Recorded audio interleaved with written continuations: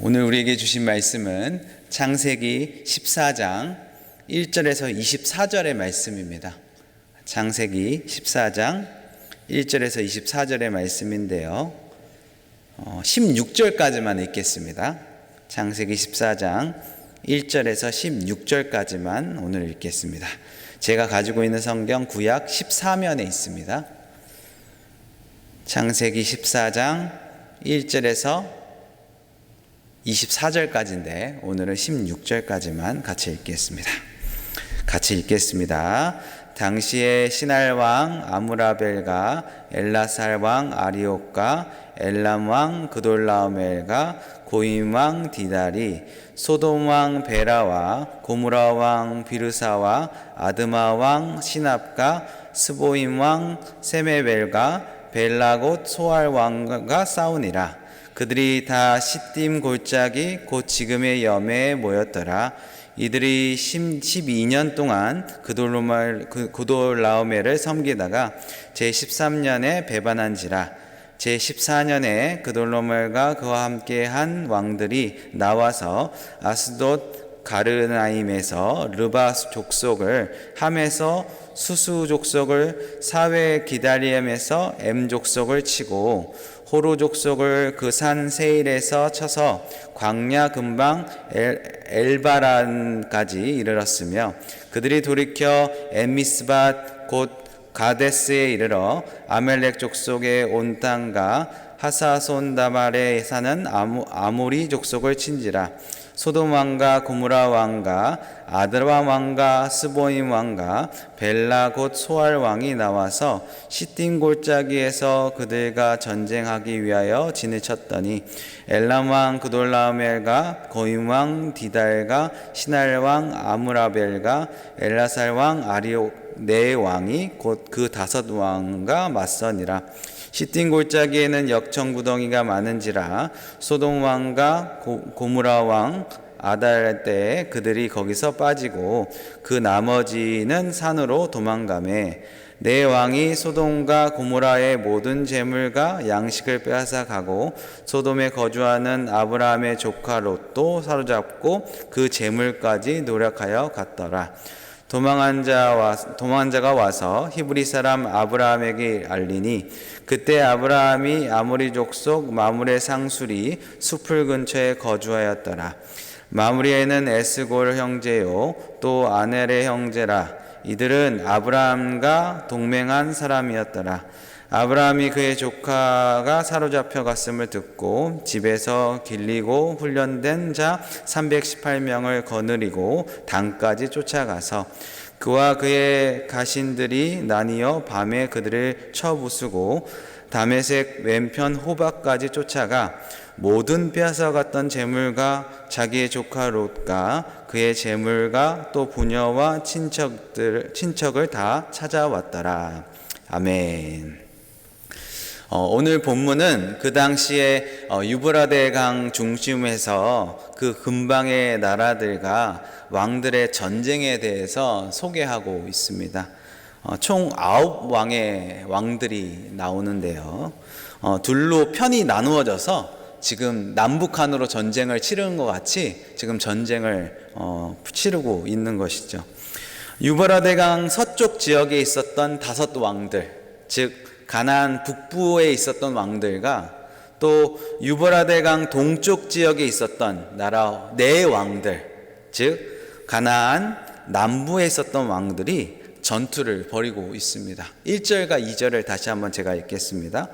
당시에 시날 왕 아므라벨과 엘라살 왕 아리옥과 엘람 왕 그돌라오멜과 고임 왕 디달이.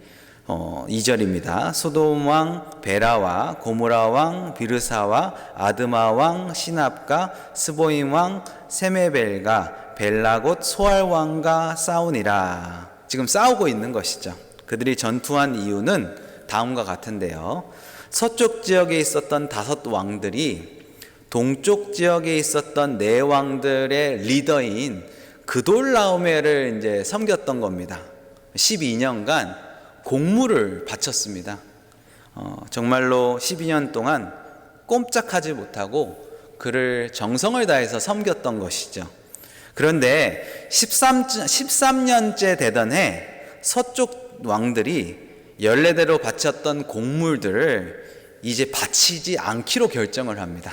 반역을 일으킨 것이죠. 그러자 그돌라오멜이 동쪽의 연합체를 해서 반역을 일으킨 국가들과 전쟁을 이제 펼치게 된 겁니다. 4절 말씀인데요. 제가 읽겠습니다. 그들이 12년 동안 그돌라오멜을 섬기다가 제13년에 배반한지라 라고 나와있죠. 전쟁의 결과는 어떻게 되었을까요? 이 전쟁의 승리는 그돌라오멜에 속한 4명의 동맹체가 이기게 됩니다. 반역을 일으켰던 서쪽 왕들이 패하고 만 것이죠. 서쪽 왕들이 소돔 왕, 고모라 왕은 이제 도망가다가 역청 구덩이에 빠졌다고 나오고 있고요. 나머지 세 왕들은 그대로 도망갔다고 나오고 있습니다. 10절을 제가 읽겠습니다. 시딤 골짜기에는 역청 구덩이가 많은지라 소돔 왕과 고모라 왕이 달아날 때 그들이 거기서 빠지고 그 나머지는 산으로 도망가매 라고 나오죠. 이렇게 왕들의 전쟁은 그돌라오멜이 주축으로 한 4명의 연합체가 이기게 됩니다. 그런데 오늘 본문은 왜 이 왕들의 전쟁을 소개하고 있을까요? 그 이유는 이 전쟁의 이야기가 아브라함의 이야기와 연결되어 있기 때문에 그렇습니다.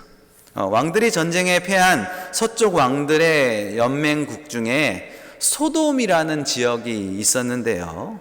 바로 이 지역에 아브라함의 조카 롯이 터전을 잡고 살고 있었던 것이죠. 소돔이 속한 연맹체가 패하자 그돌라오멜과 그의 연합군은 소돔에 들어가서 재물과 양식과 사람들을 포로로 사로잡고 가기 시작합니다. 사로잡아간 사람 중에 바로 롯이 있었던 것이죠. 11절과 12절을 보시죠. 내 왕이 소돔과 고모라의 모든 재물과 양식을 빼앗아 가고 소돔에 거주하는 아브라함의 조카 롯도 사로잡고 그 재물까지 노력하여 갔더라 라고 나오죠. 한편 롯과 살던 아브라함은 당시 마므레의 지역에 살고 있었는데요. 아주 안전하게 살고 있었다고 성경은 말하고 있습니다. 거기서 원래 거주하고 있었던 이웃들과 협정을 맺고 평화롭게 지내고 있었던 것이죠. 그때 소돔에 있었던 롯과 그의 종들은 그돌라오멜에게 사로잡혀 간 것입니다. 그런데 롯의 종들 중에 한 사람이 사로잡혀 갔다가 그 현장에서 도망치게 됩니다. 얼마 전까지 롯과 아브라함이 함께 살고 있었죠. 그래서 그 도망친 종은 아브라함에게 가죠.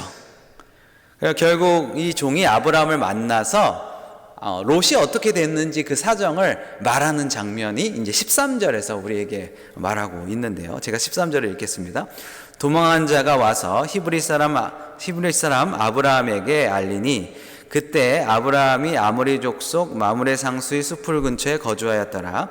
마므레는 에스골의 형제요 또 아넬의 형제라. 이들은 아브라함과 동맹한 사람이었더라. 이 소식을 전해 들은 아브라함은 즉각적으로 자기가 기르던 군사들을 일으켜서 롯을 구하기 위한 여정을 출발하게 됩니다. 아브라함의 그의 집에서 태어나고 기르고 훈련시킨 군사 318명을 데리고 동맹국이었던 아모리 족속의 병들과 함께 동쪽 연합맥을 기습하고 있는 것이죠. 아브라함이 당시에 군사 318명을 기르고 훈련시켰던 이유는 고대 사회에서는 자기의 자신과 생명을 보호하기 위해서였습니다. 특히 유목민이었던 사람들은 수많은 가축들과 도적대와 또 맹수들로부터 자신들을 지키기 위해서 강한 군사를 마련할 수밖에 없었던 것입니다. 아브라함은 그런 이유 때문에 자기 집안에서 자랐던 군사 318명을 훈련시켰던 것입니다. 아브라함은 그 군사 318명을 데리고 이제 이 4개의 군사 연합맹을 군사에게 도전장을 내는 것입니다. 14절을 보시죠. 아브라함이 그 조카가 사로잡혔음을 듣고 집에 가서 기르고 훈련된 318명을 거느리고 단까지 쫓아가서 라고 나오고 있습니다. 그런데 이상한 점이 있습니다. 사실 수적으로 보면 이 전쟁은 아브라함이 이길 수 없는 전쟁입니다. 5개의 연맹 국가가 연합해서 공격해도 이기지 못했던 이 동쪽의 연합맥을 어떻게 아브라함이 군사 318명을 데리고 이길 수 있을까요? 불가능한 일이죠. 상식적으로 봤을 때 이것은 말도 안 되는 전쟁입니다. 그런데 결과는 우리가 예상하는 것처럼 아브라함의 승리로 돌아갑니다. 그는 그의 군사들을 나눠서 밤중에 아무런 낌새를 느끼지 못했던 왕들을 기습을 합니다.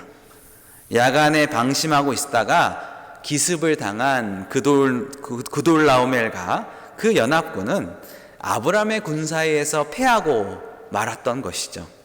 그리고 아브라함은 소돔 왕이 빼앗아갔던 모든 것들을 되찾아 줍니다. 결국 그의 조카 롯과 그의 가족들을 구출해 낸 것이죠. 롯과 가족뿐만 아니라 그의 이웃들도 아브라함이 구출해 냈다고 성경은 말하고 있습니다. 15절과 16절을 보시겠습니다.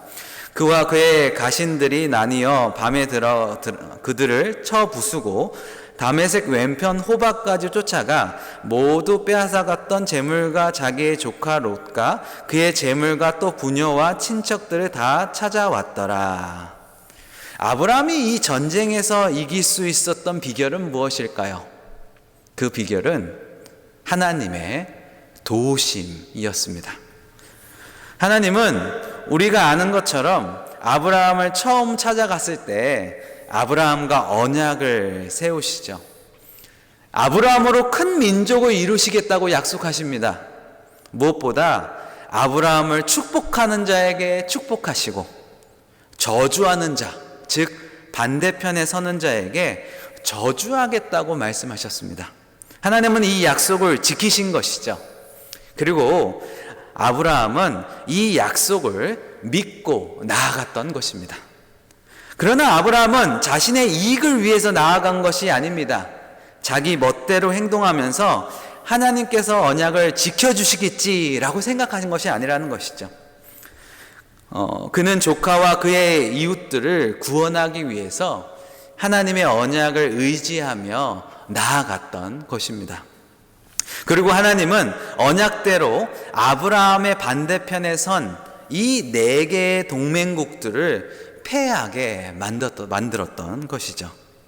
하나님께서 언약을 이루시고 계셨기 때문에 이 일이 가능했다고 오늘 성경은 말하고 있습니다.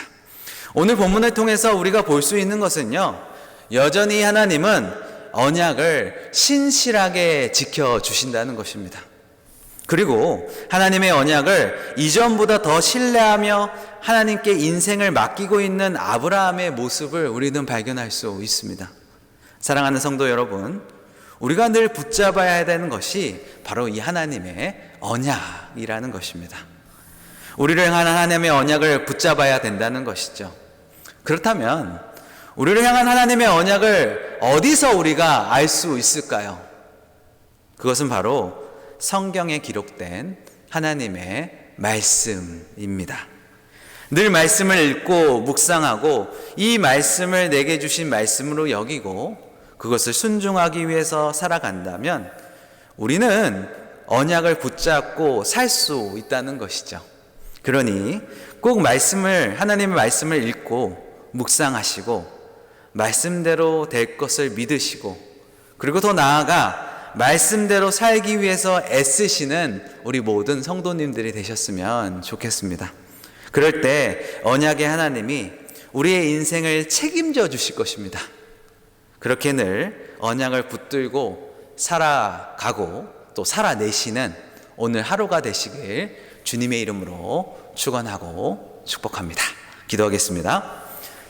하나님, 우리에게 언약을 세워주시고 그 언약을 신실하게 이루어주시니 감사합니다. 늘 하나님의 말씀을 읽고 묵상하며 우리를 향한 하나님의 언약을 붙잡게 하여 주옵소서. 그 말씀대로 살아가며 하나님의 일하심을 발견하는 우리가 될 수 있도록 오늘 하루도 우리에게 은총과 은혜를 베풀어 주시옵소서. 그렇게 하실 주님을 찬양합니다. 예수님의 이름으로 기도드렸습니다. 아멘.